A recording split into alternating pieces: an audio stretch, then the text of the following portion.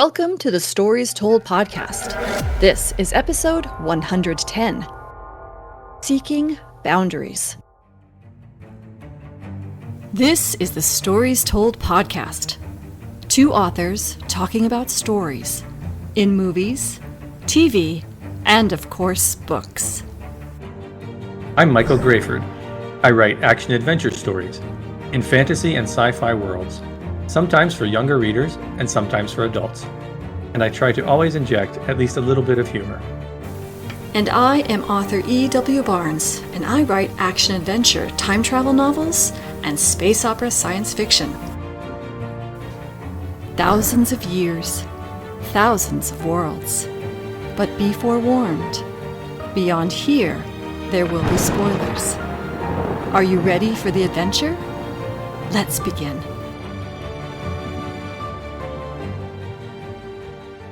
Welcome back to the Stories Told podcast. I'm author E.W. Barnes, and with me is author Michael Grayford. And today we're talking about the story told in Andor Season 2, Episodes 4, 5, and 6. And once again, there will be spoilers in this podcast. If you haven't seen Andor and don't want to hear any spoilers, we invite you to go to the Stories Told podcast playlist on YouTube, as well as on the other podcast platforms where you can access this podcast and find a different episode to listen to. They're all a lot of fun. And then come back when you're ready to talk Andor. How you doing today, Mike? Doing well today. How are you? Good. I'm glad to hear that. I'm doing well. Thank you. And what's new in your writing world? Mostly been taking a break. I've been doing some little marketing stuff here and there, kind of still organizing notes, but not too much writing this week, unfortunately. Kind of taking a break. What about you? Yeah. Sometimes you need to do that when you finish a story. You need to give the creative juices time to sort of refill the creative well, so to speak. So that makes a lot of sense. Yeah, exactly. Just letting things process for a while. Well, and I'm still working on marketing as well. I have been developing this sort of comprehensive, overarching marketing strategy for all of my books. And it's been complicated and chews up a lot of brain power. Definitely been working on that. But again, still thinking about the books I'm getting ready to work on. I'm also very excited because my cover designer has gotten the covers finished for The Adventures of the Imperial Guard. I'm really excited about it. They look great. And Excellent. so I have to get those uploaded to Patreon because I'm going to make the stories in draft available for purchase on Patreon, so people don't have to just subscribe every month to get the, updated draft. So I just have to sit down and do that. Get the new covers up, get the new drafts up, because of course I work on them all the time. So the draft that was available before is now different than the draft is available now. So that's where I am on what's going on with my book. Still, every day there's a step forward. Even if it doesn't look like it's a big step, there's still steps forward. That's good. Thank you. What interesting stories have you come across lately in books, movies, or television? Let's see. I've still been watching Orphan Black, working my way through that series. Right. And also the new season of Doctor Who. Really? How's that? It's pretty good. It's Good. I think it's ramping up. This latest episode, I think is episode 3, felt like one of the earlier seasons of Doctor Who. It had that same kind of feel and tone to it. So hopefully there's more like that, because I really appreciate that style. It actually refers back to a previous episode with, I think it was a David Tennant story, if I remember right. Okay. He goes to a similar place, but of course it's a different time. But the thing that was there that he was dealing with then, has now evolved into something else. So it's pretty cool. It's an interesting story. It has a similar tone. That is interesting. Okay, cool. Yeah, they're airing them now. I think this was the 3rd episode of the season. Yeah, very good. I am not watching much. I actually have found on the Disney Channel a series about the development of industrial light and magic. Oh, yeah. And that's been really interesting. And what's been actually fascinating to me about it was there are some episodes, they start off about how they essentially had to create this entire effects house from scratch for Star Wars. and then how it evolved, and the vision of George Lucas in its evolution, including making everything digital. I mean, that was his big picture vision. Even during Star Wars, they talked about how it drove him nuts to be editing the film, and there are pieces of film everywhere. And he knew that there had to be some way of doing this digitally, and not have just physical pieces of film that you have to find the cut piece to be able to splice it together to get the story progression that he was looking for. And as a storyteller, you can really relate to this, right? You've got scenes here, there, everywhere, and you want to sew them together in a way that's very cohesive and flowing and good. And if you physically have to find that piece of paper on the floor, it would be a pain. Yeah. So you can kind of understand why he wanted to do it. But what really struck me was how when they started to go into the digital era and they started to use computer-generated graphics, there was a response within Industrial Light and Magic from those who had made their career be developing special effects through models, actual physical model making, and creature development, and matte painting, who reacted, understandably, very negatively to the computer-generated graphics kind of taken over what they were doing. And what resonated with me was the fact that their response was very similar to what we're hearing now about AI creativity, AI art, AI writing. It's the devil, it's the dark side. That's what they called it at ILM, the dark side. And of course, now it's everywhere. But what's really actually very fascinating to me is that, they started off doing this. The big breakout CGI was the dinosaurs in Jurassic Park. And the model maker said to Steven Spielberg, "I'm extinct." But he actually wasn't, because then he turned around and had to teach the CGI animators how dinosaurs moved. Yeah. And now movies are made with a combination of practical and special effects. It's not just one or the other. It's a blend that I think is serving the medium really well. Yeah, I think right now that's true. The blend is still the best. And we saw that with Jurassic Park. I think part of the reason it holds up so well to this day visually is because they did a blend. It's like when they're up close with things, they would use actual physical models that looked real and the characters could actually the actors could actually interact with. And then larger scale things, obviously, they couldn't do that way. They used computer graphics, but it still worked. It was, I think it was a good blend. I remember giving a speech in college about this topic. It was shortly after Jurassic Park had come out. And it was about the rise of computer imagery in TV and movies and things like that. And it was, anyone who was looking at it realized, well, this is obviously going to be the future because it just allows for so many possibilities. You can create anything you want now. And at the time, it was mostly being used for digital editing, right? You edit out wires in, stunt performances and things like that. Yeah. That was going on a lot. But then with Jurassic Park and Terminator 2, you started to see, some of the power that it really brought to the table. And the expansion of creativity. Yeah. Yeah, you can do anything. Yeah. And I think no, I'm not going to prognosticate. I'm going to just sort of observe that it may be that AI is going to find its own place too as the future of creativity. And right now, there's a lot of questions and a lot of unknowns, like there were when computer graphics came out, and a lot of hostility. But I think it is like computer graphics, where I think that it's probably the future. Yeah, I think that's right. I think barring a worldwide societal backlash against AI, it's inevitable. I mean, it's just there's too much you can do with it that I don't think there's any going back. And it's still early days in AI. I mean, basically, we've only had useful artificial intelligence for 2 years. In terms of, writing and visual imagery. And we still don't really have much useful in terms of video. It's like just barely beginning. Whether that's good or bad, I guess we'll see. I definitely have my concerns. Like, I think all of us do in any kind of creative field. But I think it's going to be inevitable, unfortunately. Well, fortunately or unfortunately, I guess we'll see how it plays out. Yeah. Speaking of playing out, are you ready to talk about Andor? Yeah, let's talk Andor. Today we're talking about the story told in Andor, Season 2, Episodes 4, 5, and 6. Now, I read from the Google description of Andor last week, the story of rebel spy Cassian Andor's formative years of the rebellion and his difficult missions for the cause, but that seems so inadequate to what we've been watching. But I'm going to stick with that for now, but we need to expand and expound as of right now. Did you like this week's 3 episodes?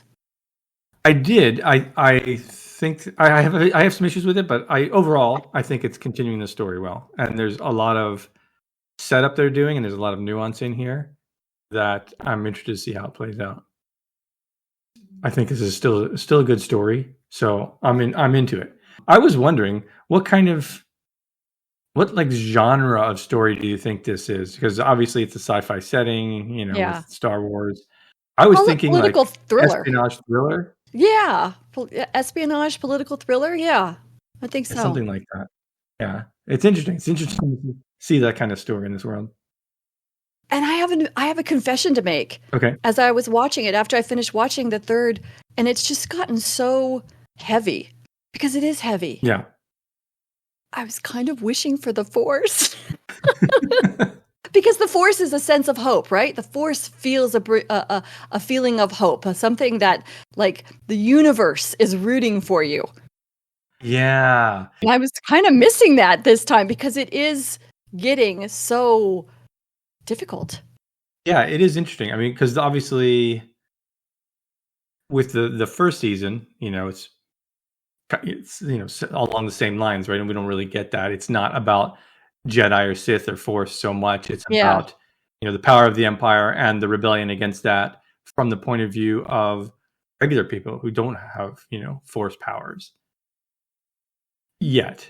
Yes, yeah. And I think it's because they're doing such a great job of presenting the hopelessness that has to come along with this kind of behavior on the part of people who are engaging in a rebellion. Yeah. Yeah, there's a lot. Yeah, they're doing a wonderful job of that. Yeah, there's a lot of horrible things that happen, right? Yeah. And a lot of awful decisions that the people have to make, which lead into Rogue One, obviously. And I guess because we know this is the final season, right? This is going to presumably lead towards the beginning-ish of Rogue One. So I imagine at some point we will be introduced to at least the Force-sensitive characters that we saw in the movie. Maybe not. Maybe there's a little bit of a gap there, but because he already knows some of those people, right? I think honestly, and I don't.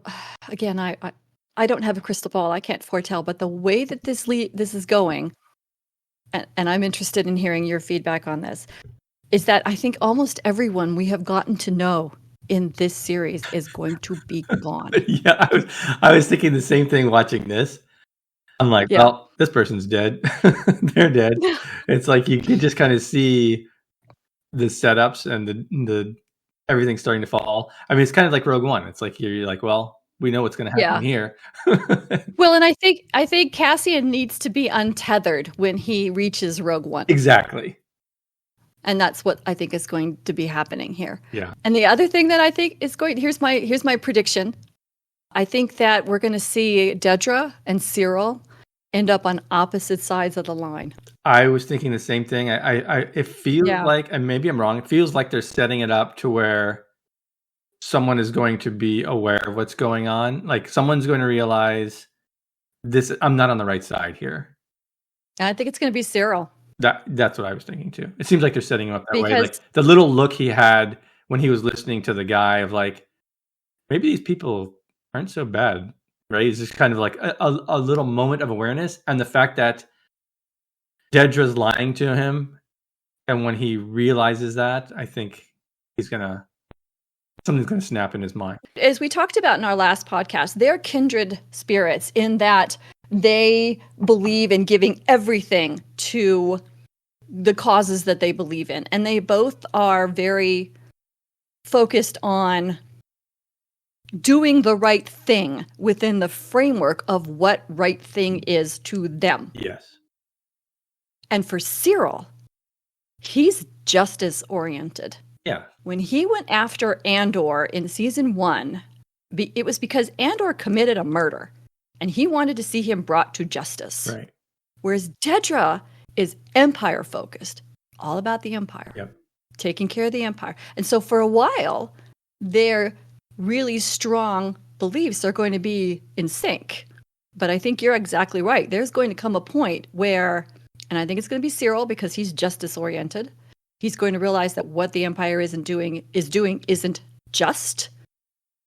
And then that's going to be ugly. Yeah, and when he understands like the overreaction that the Empire always does is going to happen here, Yeah, I think it'll push him away. I got that feeling too. we're handling this particular podcast a little differently. We're kind of having a conversation, but I wanted to make sure I did hear what are the things that you liked from these 3 episodes. Yeah, I think the dialogue continues to be simultaneously sharp and subtle. I think there were some amusing moments here. I loved when, I forget what his name was, one of the minion guys in the Empire. He says something like, "Oh, I'm honored to have this opportunity," and the director says, "Calibrate your enthusiasm." Yeah, it was great. Actually, I think that scene was really important, and I'll tell you why in just a moment. Yeah. Besides the amusement, yeah. Yes. All right. Yeah. Good. I'm here. I'm interested to hear that. I like the reintroduction of Saul Guerrera. I think he's an interesting character and someone who's farther along this journey of rebellion than just about anyone, perhaps but Luthen, where they know it has to be done. And in Saul's case, he just accepts the fact that they're all going to die. He knows that every one of them is going to die in this fight, and they're just fighting for the future generations. And that's such an interesting character to have in this, right? He's almost detached, and it gives him this overview look of like, well, I have to do what I have to do. Right? It's if the people have to die, if this kid has to die, he has to die. We're all going down that path anyway. We have to do what's going to get us our end goal. And Luthen feels the same way, but I don't think Luthen wants to die in this situation. Where Saul has already accepted that. So I think that's an interesting character to have. Let's see, what else did I like? I think there was a great buildup of tension in that final episode. Yeah. Right, with the theft that the rebellions on Gorman were doing at the same time as the woman's trying to remove the bug at the party in the very same room with Krennic and the other Empire people. I thought those are 2 great scenes that were going on simultaneously. That was a lot of fun. There's a lot of good comparison with different characters that happen in this episode, because there's a lot of characters that they're juggling. And I think they did a good job with that. I liked at the end that what we see with Bix finally getting her revenge, and I'm interested to see how that plays out. It seems like that's going to be a moment that's going to allow her to put that in her past and move on. But like you said, Cassian enters Rogue One kind of on his own. So I don't think this is going to end well for that character. But overall, yeah, there's a lot here to like. But I want to hear what you had to say about the calibrate your enthusiasm sequence, this little scene there. So here's my thoughts. The calibrate your enthusiasms line was very funny, but what came before? Because that's when, and I don't remember that gentleman's name, said that the Empire wanted to take their Dr. Gorst torturing mechanism, strategy, and expand it. And he said it to those 2 gentlemen. And then in the very last scene, we see Bix killing Dr. Gorst, and then Cassian blew up the building. And it occurred to me that statement of the Empire wants to expand the Dr. Gorst thing, which presumably led to this act of terrorism by Bix and Andor, after their Imperial mole told them about this, that the Imperial mole was told that on purpose to sniff him out. Yeah. And that the leader guy thought one of these two guys is the Imperial mole. So he gave up this piece of information to see what would happen. So I think our Imperial mole is going to go down too. Yeah, I think that's true. I think that's true because it seemed like he was giving away that information way too easily and it seemed to be out of context. Yeah, exactly. No, I agree. I think that's true. I will say, oh no, I was going to go on to things that I thought might be improved, but what are some aspects of this that you liked? Okay, chapter? I think, like I said earlier, I think they honed in on the feeling of hopelessness so beautifully. When we get to themes, I'll talk about this a little bit more, but these 3 episodes highlighted the chaos of what it is they're trying to do. You know, in the original 3 episodes, we saw how the fragmentation of the rebellion and how organized the Empire was in comparison, and how difficult it was for the rebellion to sort of get its act together because it was all fragmented with all these people. And now we're seeing how that fragmentation creates chaos. And there's a scene with Luthen talking about how he's getting all this information and he's drowning in it, and he doesn't know how to sort it all out. And I think that's what these 3 episodes were about, where we're trying to find the path through the chaos of what it means to be a rebel in this environment. And I think they did that incredibly well. It didn't have quite the emotional punch that I thought the first 3 episodes had. Instead, it left me feeling sort of wobbly, if that makes sense. But I think that's supposed to be the case, because that's what our characters are feeling.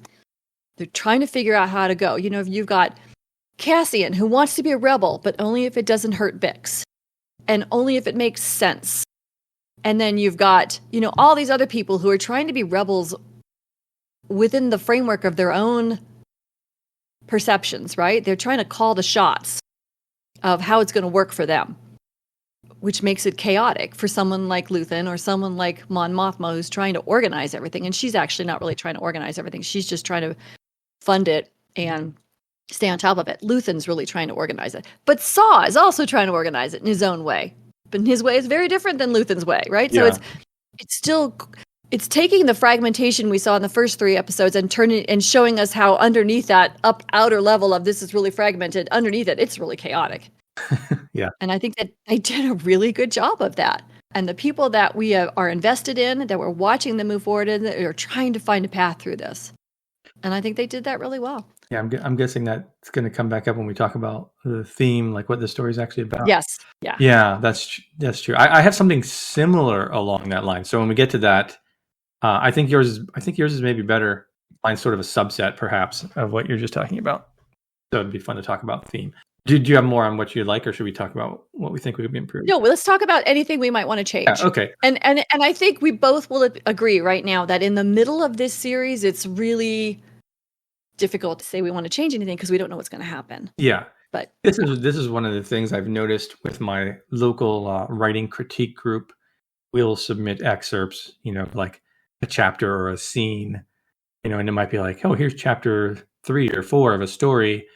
And you're trying to give feedback on that without necessarily knowing what the whole story is. Yeah. And sometimes it's just hard. You're like, you can only give on the give info on the information that you give feedback on the information that you have, which isn't a complete picture of the context of the whole story. So it's not always the best, but you do the best you can.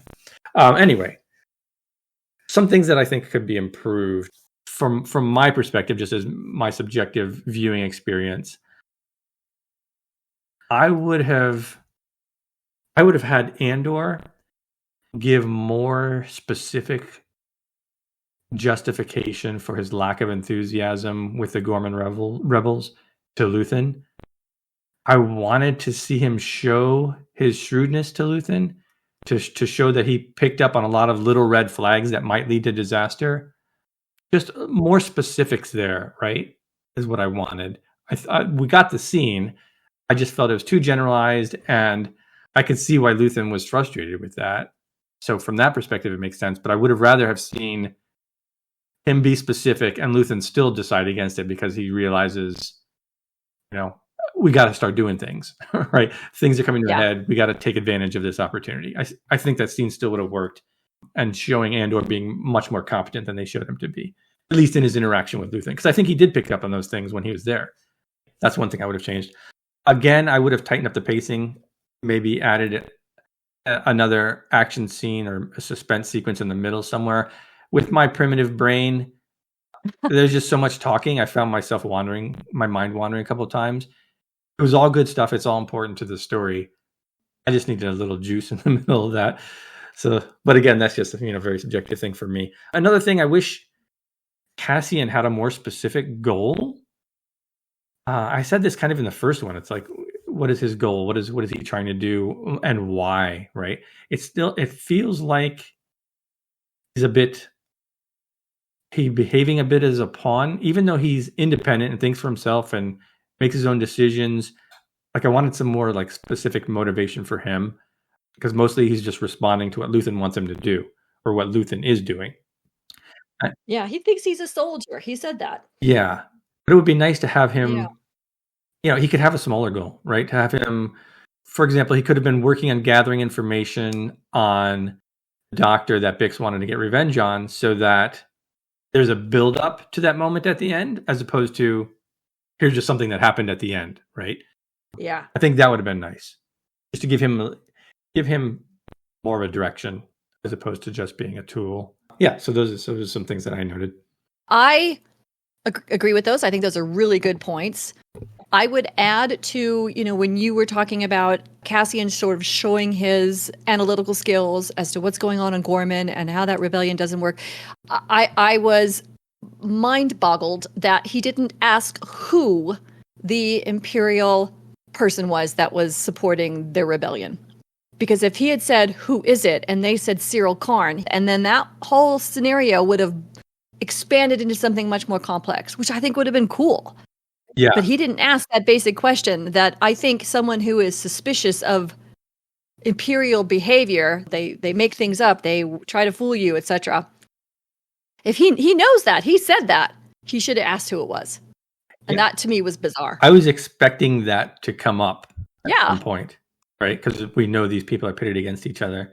And then I also was a little confused, and maybe this will come out later in the story, but they spent a lot of time showing Bix struggling with her PTSD, struggling with figuring out who she is and how she was going to handle those things, starting to take drugs, and then all of a sudden she's fine. It was almost like the PTSD storyline and the drug-taking storyline just sort of were of no value. They didn't seem to move this character forward, move the story forward. They would just seem to be thrown in for, I don't know, just to make it make sense that she had PTSD after this terrible torture. Yeah, that kind of ties in with what I was saying with giving Cassian a goal and maybe having him seek out the guy. Like if they had worked on that together in defiance of Luthen's orders or something like that, it would have given them both more agency, and it would have helped that plot point have more meaning, and it would have made the end sequence not so out of the blue. Yeah. Because it's like, I feel like they set it up with her obviously wanting that, but then it's just like, it just happened. There was no evolution to it. Yeah. So yeah, I agree with that. Okay, so let's talk themes. What themes did you pull from Andor Season 2, Episodes 4, 5, and 6? Yeah, I think you have a good one. The one I came up with was something along the lines of, when people are overwhelmed, they'll always try to take control of something in their lives. And we see that with the Cassian and Bix thing, getting revenge at the end, or with the rebel on Gorman who brought a gun despite specifically being told not to, right? Everyone's kind of trying to do what they can in this overwhelming situation. And that ties back into also, I think, people pushing back against authority, right? It's like, you cannot do this. It's like, well, I'm going to do that, right? But I think that's kind of maybe a subset or an offshoot of what I think you're going to talk about. So why don't you mention what you had for the theme? Actually, I think they're essentially the same. Mine was seeking boundaries amidst chaos. Trying to control the chaos with setting boundaries.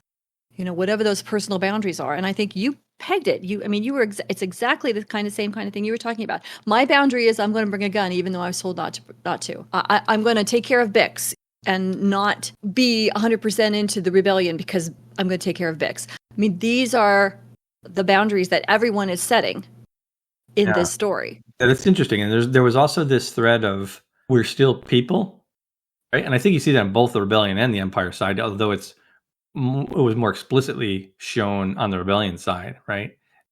We see Andor basically saying that it's like, we're still humans. We still, or whatever they are in this galaxy, we still have to worry about ourselves and our emotions and our desires and things like that. You can't just completely shut all that down. And I think that's something that everybody is struggling with in this. So as a writer, what do you take away from these 3 episodes? Ooh, let's see. What's the takeaway here? I think for me, it's the focus on the theme. I think I've mentioned this before, I know, in other stories we've discussed, but not forgetting where you're going with the story. Because there's not a lot of action, as I said, in this sequence, in this chapter, but it's clearly driving towards a conclusion, right? It's like, obviously this has been written out as a complete story. It's not, they're not writing one chapter at a time and seeing where this goes. They know where it's at. So that idea of keeping your theme in mind and keeping your end point in mind is such a huge factor, and it helps you focus on what you're going to be doing in a given scene. So that's my writing takeaway. That's a good one. And mine is a little bit something I haven't quite mentioned here yet, but I'm going to weave it in now, is that while there are things that we don't yet understand in this story, I am still and remain incredibly impressed with the consistency of the characters. They remain consistent to who they are as everything is going to pieces around them. So I really appreciate that. They keep the characters going. There are a few things that we would change, obviously, but they keep the characters moving the story forward. It's still character driven, not plot driven, and I think that's fantastic. Yeah, that's good. Thank you for joining us as we talked about the story told in Andor Season 2, Episodes 4, 5, and 6. A big thank you to our Patreon supporters and all our subscribers. We're so grateful for your support and your encouragement. The Stories Told podcast is available on multiple podcast platforms, and we thank you for liking and subscribing or following, depending on where you're listening. It may not be a big deal to you, but it means a lot to us. If you have a favorite book, movie, or TV series you'd like to suggest for the podcast, leave a comment on the YouTube channel, and that link is in the show notes. You can find Michael Grayford at michaelgrayford.com and E.W. Barnes at 1000years.com, and those links are also in the show notes. Join us next time as we talk about the story told in Andor Season 2, Episodes 7, 8, and 9. Thanks so much, Mike. This was a lot of fun. Yeah, I'm excited for the next one. Yeah, me too. And we'll see you next time on the Stories Told podcast.